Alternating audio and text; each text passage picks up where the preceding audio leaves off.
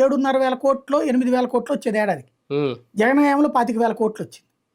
మద్యం మీద ఆదాయంతోనే బోల్డ్ అని సంక్షేమ పథకాలు అతను ఇచ్చింది.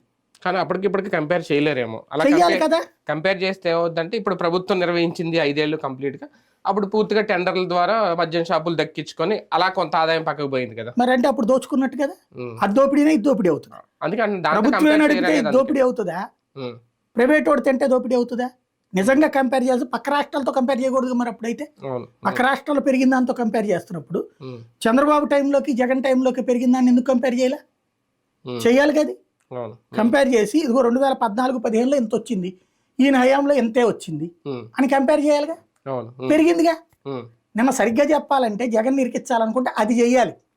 ఏమని, ఇదిగో మా హయాంలో అయితే కేవలం ఏడాదికి 7,500 కోట్లే వచ్చింది, అదే జగన్ 25,000 కోట్లు సంపాదించాడు అంటే మద్యాన్ని తాగిచ్చాడు, జనాలతో దుర్మార్గం చేశాడని చెప్పాలి.